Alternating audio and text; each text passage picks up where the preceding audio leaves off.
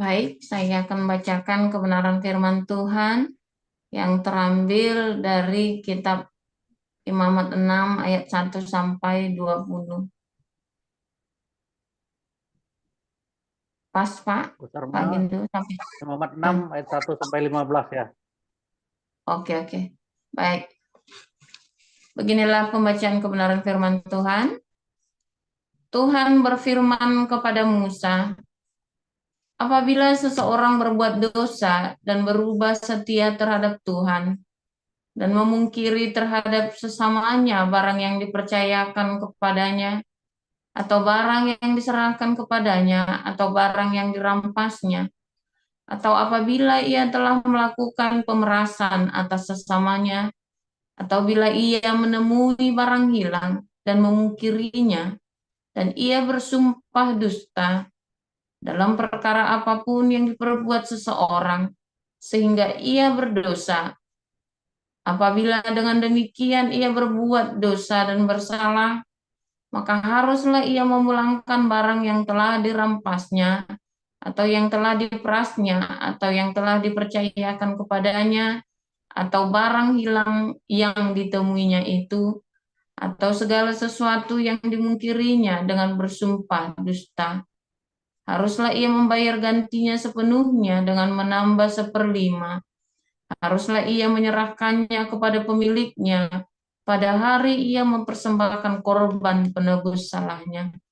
Sebagai korban penebus salahnya, haruslah ia mempersembahkan kepada Tuhan seekor domba jantan yang tidak bercela dari kambing domba, yang sudah dinilai menjadi korban penebus salah, dengan menyerahkannya kepada imam.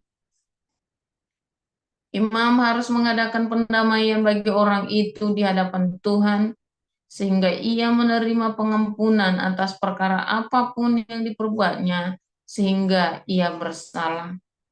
Tuhan berfirman kepada Musa, perintahkanlah kepada Harun dan anak-anaknya. Inilah hukum tentang korban bakaran. Korban bakaran itu haruslah tinggal di atas perapian, di atas mezbah semalam-malaman sampai pagi. Dan api mezbah haruslah dipelihara menyala di atasnya. Imam haruslah mengenakan pakaian lenannya dan mengenakan celana lenan untuk menutup auratnya. Lalu ia harus mengangkat abu yang ada di atas mezbah sesudah korban bakaran habis dimakan api, dan haruslah ia membuangnya di samping mezbah. Kemudian haruslah ia menanggalkan pakaiannya dan mengenakan pakaian lain, lalu membawa abu itu keluar perkemahan ke suatu tempat yang tahir. Api yang di atas mezbah itu harus dijaga supaya terus menyala, jangan dibiarkan padam. Tiap-tiap pagi imam harus menaruh kayu di atas mezbah, mengatur korban bakaran di atasnya, dan membakar segala lemak korban keselamatan di sana. Harus dijaga supaya api tetap menyala di atas mezbah, janganlah dibiarkan padam. Inilah hukum tentang korban sajian. Anak-anak Harun harus membawanya ke hadapan Tuhan, ke depan mezbah.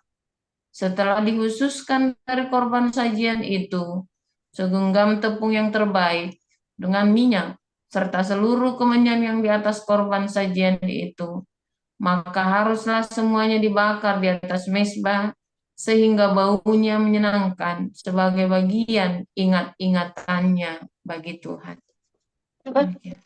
Selebihnya haruslah dimakan oleh Harun dan anak-anaknya. Haruslah itu dimakan sebagai roti yang tidak beragi di suatu tempat yang kudus. Haruslah mereka memakannya di pelataran kemah pertemuan. Janganlah itu dibakar beragi. Telah kuberikan itu sebagai bagian mereka daripada segala korban api-apianku. Itulah bagian maha kudus, sama seperti korban penghapus dosa dan korban penghapus salah. Setiap laki-laki di antara anak-anak Harun haruslah memakannya. Itulah suatu ketetapan untuk selamanya bagi kamu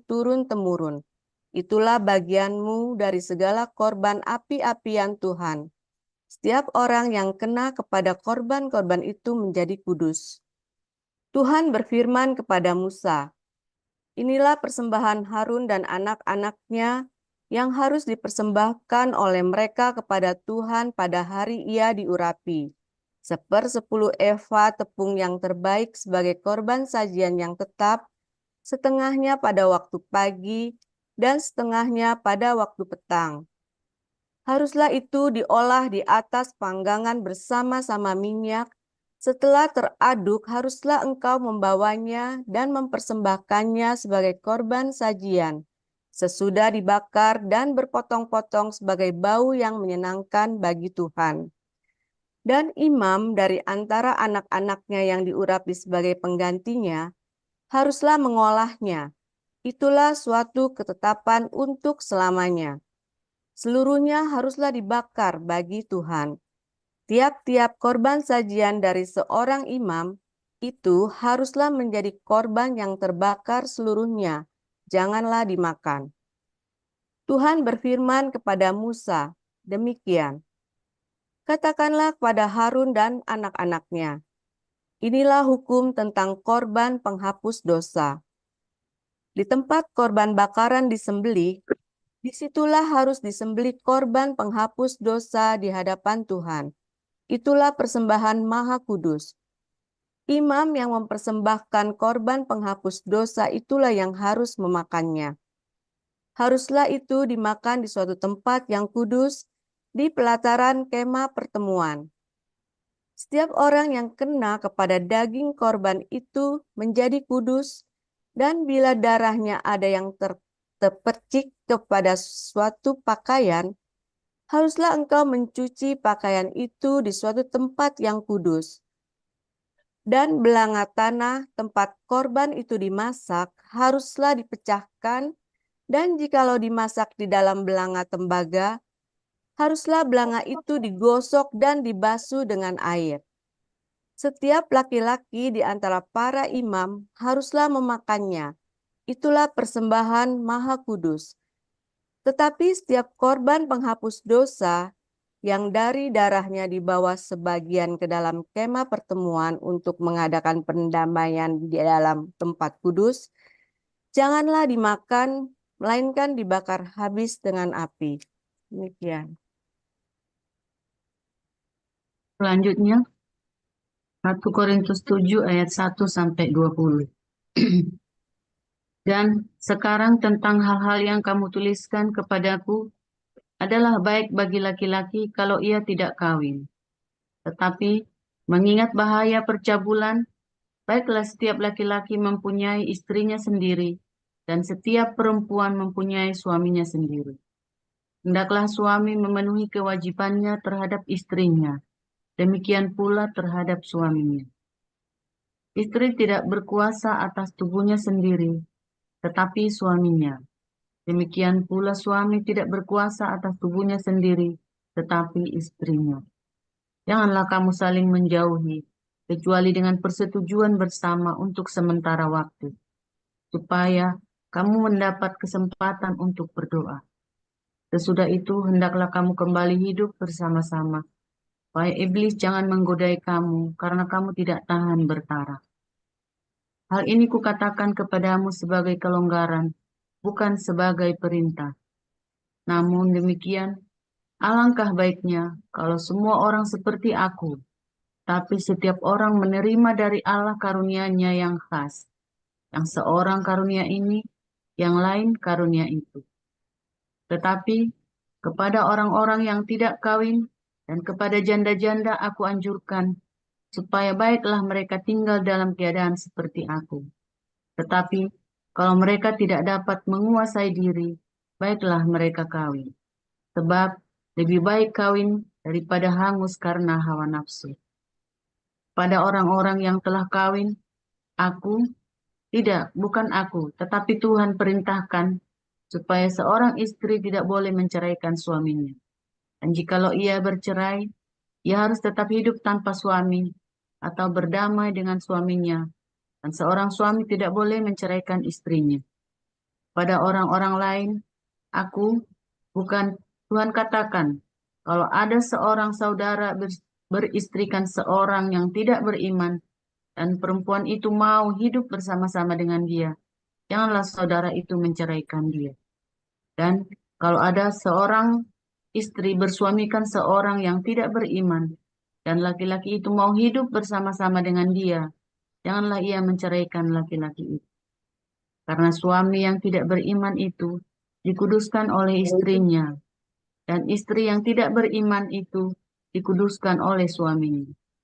Andai kata tidak demikian, niscaya anak-anakmu adalah anak-anak cemar, tetapi sekarang mereka adalah anak-anak. Tetapi kalau orang yang tidak beriman itu mau bercerai, biarlah ia bercerai. Dalam keadaan yang demikian, saudara atau saudari tidak terikat. Tetapi Allah memanggil kamu untuk hidup dalam damai sejahtera. Sebab, bagaimanakah engkau mengetahui, hai istri, apakah engkau tidak akan menyelamatkan suamimu? Atau bagaimanakah engkau mengetahui, hai suami, apakah engkau tidak akan menyelamatkan istrimu? Selanjutnya, hendaklah tiap-tiap orang tetap hidup seperti yang telah ditentukan Tuhan baginya. Dan dalam keadaan seperti waktu ia dipanggil Allah. Inilah ketetapan yang kuberikan kepada semua jemaat. Kalau seorang dipanggil dalam keadaan bersunat, janganlah ia berusaha meniadakan tanda-tanda sunat itu. Dan kalau seorang dipanggil dalam keadaan tidak bersunat, janganlah ia mau bersunat. Sebab bersunat atau tidak bersunat tidak penting. Yang penting ialah mentaati hukum-hukum Allah. Baiklah tiap-tiap orang tinggal dalam keadaan seperti waktu ia dipanggil Allah. Demikian. Adakah engkau hamba waktu engkau dipanggil? Itu tidak apa-apa. Tetapi jikalau engkau mendapat kesempatan untuk dibebaskan, pergunakanlah kesempatan itu. Sebab seorang hamba yang dipanggil oleh Tuhan dalam pelayanannya adalah orang bebas milik Tuhan. Demikian pula orang bebas yang dipanggil Kristus adalah hambanya. Kamu telah dibeli dan harganya telah lunas dibayar. Karena itu, janganlah kamu menjadi hamba manusia. Saudara-saudara, hendaklah tiap-tiap orang tinggal di hadapan Allah dalam keadaan seperti pada waktu ia dipanggil. Sekarang tentang para gadis. Untuk mereka aku tidak mendapat perintah dari Tuhan, tetapi aku memberikan pendapatku sebagai seorang yang dapat dipercayai karena rahmat yang diterimanya dari Allah. Aku berpendapat bahwa mengingat waktu darurat sekarang adalah baik bagi manusia untuk tetap dalam keadaannya. Adakah engkau terikat pada seorang perempuan? Janganlah engkau mengusahakan perceraian. Adakah engkau tidak terikat pada seorang perempuan? Janganlah engkau mencari seorang. Tetapi kalau engkau kawin, engkau tidak berdosa.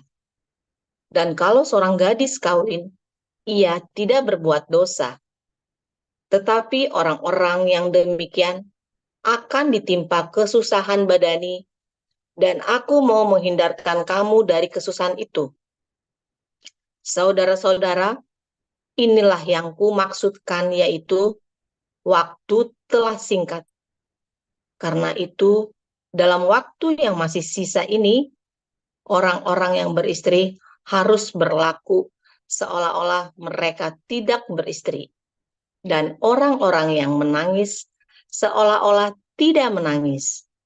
Dan orang-orang yang bergembira seolah-olah tidak bergembira. Dan orang-orang yang membeli seolah-olah tidak memiliki apa yang mereka beli. Pendeknya, orang-orang yang mau mempergunakan barang-barang duniawi seolah-olah sama sekali tidak mempergunakannya.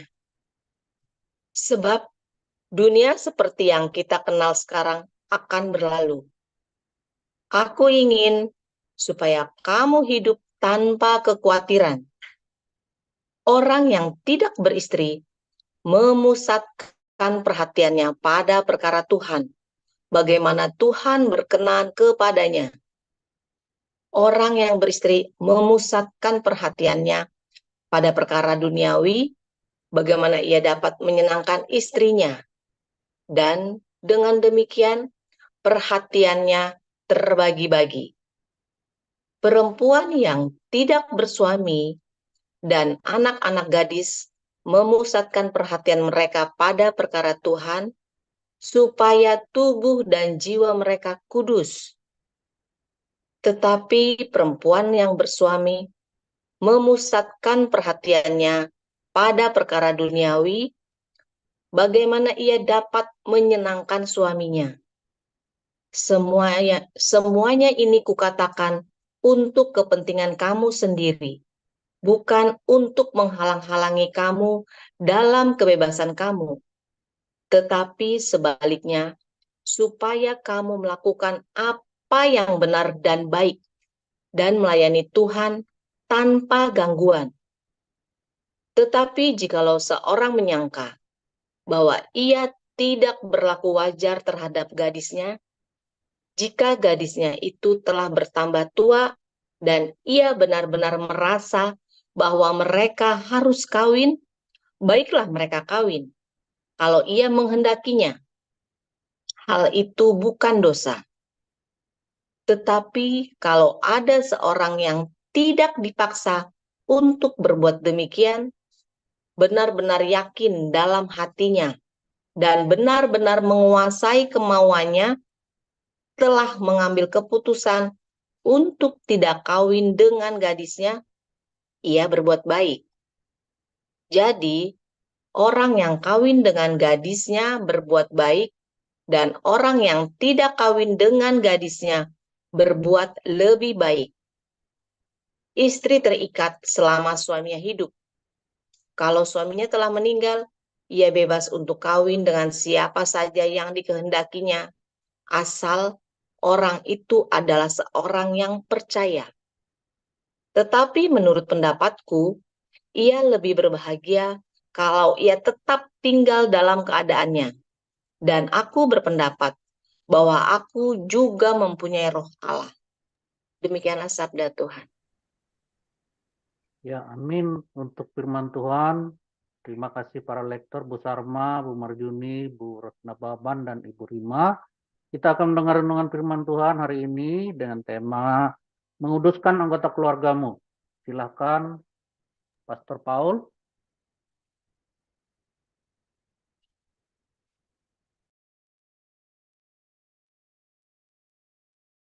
Haleluya, luar biasa firman Tuhan selalu baru setiap hari bagi kita semua yang menanti-nantikan Tuhan dengan penuh dengan pengharapan yang benar dan cinta yang benar. Saudara, nanti kita belajar ya bagaimana kita, tentang korban ya kemarin dan beberapa hari ini ya. Kemarin kita belajar tentang darah yang najis, ya, darah yang najis dan menajiskan, ya, tidak boleh dimakan dan tidak boleh dipersembahkan. Ada lemak yang tidak kosher, tetapi harus dipersembahkan. Lalu kita juga belajar bagaimana darah itu bisa menyucikan, ya.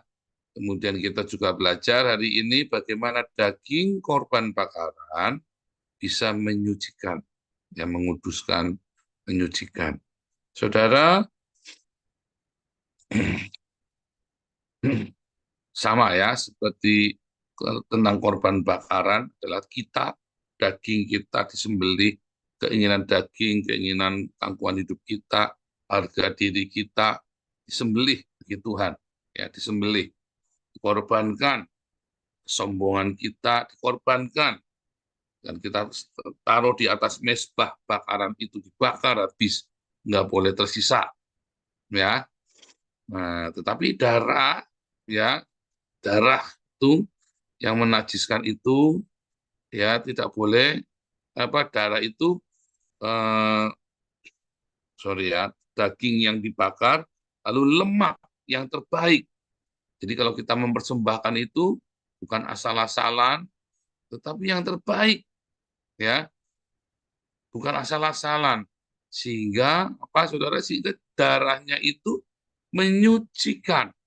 Jiwa kita bisa menyucikan, menguduskan, ya. Nah, itu sama seperti bukan bukan menguduskan kitanya, tetapi apa saudara? Menguduskan komunitas itu. Jiwa, akal budi kita, pikiran perasaan kita.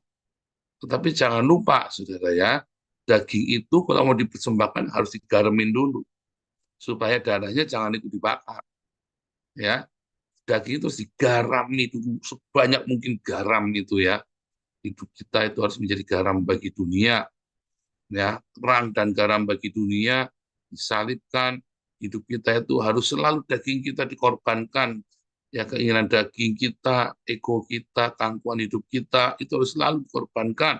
Setiap hari kesombongan kita, kemarahan kita, dendam semua harus dibakar habis.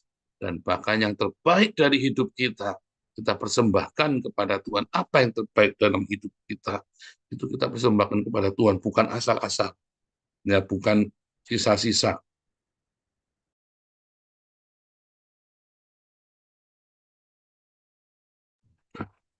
Jadi bukan sisa-sisa, tapi yang terbaik dari hidup kita. Ya, saudara. Nah, saudara, tadi ya, korban yang bakaran ini, hidup kita, ya, yang sudah dibakar dan lemak-lemaknya wangi bagi Tuhan, kalau itu kita secara konsisten kita melakukannya, maka siapapun yang kena sama kita akan ikut dikuduskan, saudara. Akan ikut disucikan. Anggota keluarga kita ya terkena dengan korban bakaran tersebut.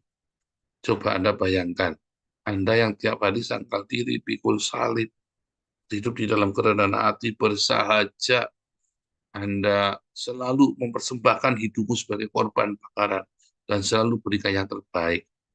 Lalu orang dekat-dekat dengan kamu, saudara, hidupnya, suamimu atau istrimu atau anak-anakmu atau orang tuamu di rumah, apakah dia akan diberkati atau tidak? Pasti akan diberkati. Pasti hidupnya akan menjadi dikuduskan juga.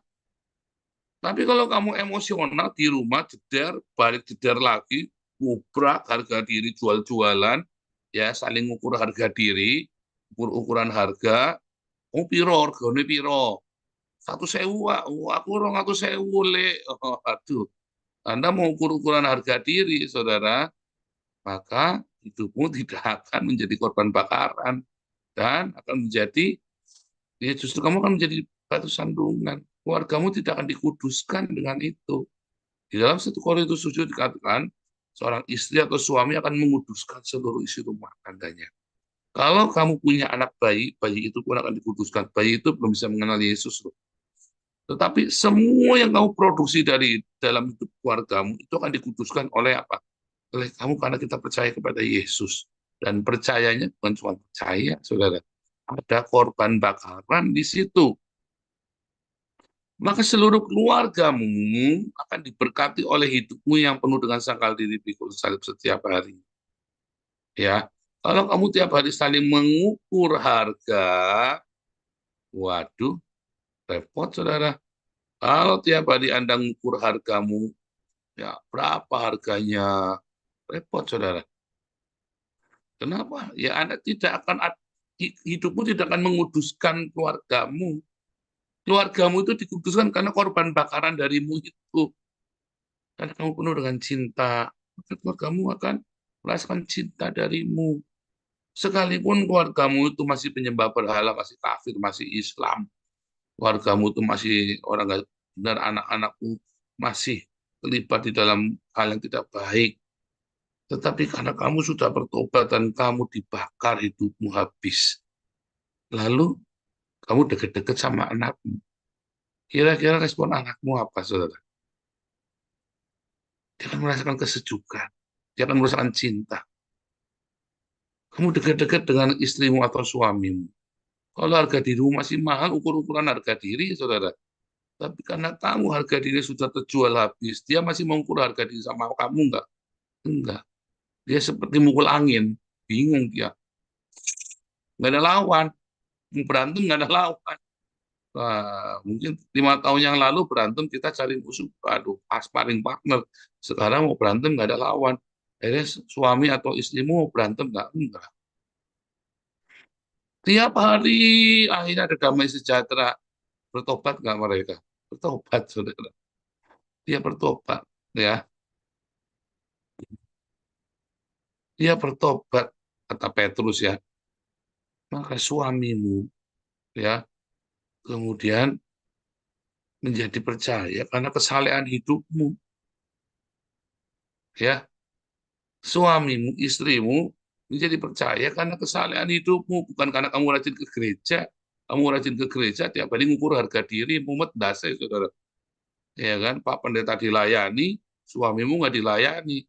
Kata suaminya, kamu jadi bininya Pak Pendeta aja deh. Gitu, saudara. Tapi ketika seorang istri, seorang suami menjadi korban bakar, disalibkan tiap hari di rumah, anak-anak lihat, apalagi ini suami istri sudah bertobat, anak-anak melihat, anak-anak itu dikuduskan, enggak? Jangankan melihat, nggak ngerti, dia masih umur 3 tahun nih anaknya nih, dia merasakan cinta dari orang tuanya, enggak? Merasa cinta dari orang tuanya. Nah, itulah proses pengudusan dalam keluarga. Firman Tuhan berkata, satu orang diselamatkan, seluruh keluarganya akan diselamatkan. Masalahnya, kamu benar-benar selamat nggak? Kamunya bukan benar-benar selamat, tapi kamu malah selamat pagi, selamat siang, selamat bertengkar, selamat gebuk-gebukan. Ya kan, Anda bukan selamat beneran. Tapi selamatnya selamat rahayu, selamat raharjo, saudara. Anda nggak selamat bener-beneran. Selamat yang benar-benar itu ada sangkal diri pikul salib. Barang siapa mau ikut aku, dia harus sangkal dirinya tiap hari, pikul salibnya tiap hari. Ya kan? Itu yang korban bakaran. Kita gagal menjadi korban bakaran setiap hari, setiap pagi dan petang. Di rumah, di tempat kerja, dan di rumah, pagi dan petang. Kita gagal menjadi korban bakaran pagi dan petang. Kita dibakarnya cuma waktu pagi di tempat kerja. Di rumah kita bakar suami kita bakar istri kita bakar anak-anak kita. Suruh mereka yang jadi korban bakaran, kita yang makan satenya. Di tempat kerja kita jilat-jilat bos kita, ya kan? Kita jilat-jilat orang kaya, kita jilat-jilat, ya kan? Itu namanya bukan korban bakaran, ya kan? Menjilat itu kan bentuk kerendahan hati yang lain, dimensi yang lain dari kerendahan hati, tapi bukan benar-benar kerendahan hati. Yang namanya kerendahan hati itu dia tetap merendahkan diri, tetap mengalah, tetap sabar, tetap bisa asertif, tetap bisa nunggu, ya, baik itu kepada atasanmu yang lebih berkuasa maupun kepada yang di bawahmu. Tetapi kan kita enggak. Saya ini di tempat kerja sudah capek, saya harus menghadapi bos yang rewel yang begini. Nah, dia jadi penjilat. Di rumah ya kamu yang harus jilat saya, repot kamu yang harus, ya, saya ini sudah berkorban di tempat kerja, di rumah saya nggak mau, dan perasaan nggak mau ya. Aduh, saudara, hati-hati saudara. Justru di tempat kerja dan di korban bakaran pagi dan petang. Ya sudah, saya di rumah saja baik-baik. Ya di rumah kamu baik-baik. Begitu di tempat kerja bosmu kamu lawan terus tiap hari. Ya kamu sial, saudara, nggak naik pangkat. Karirmu ya mandek.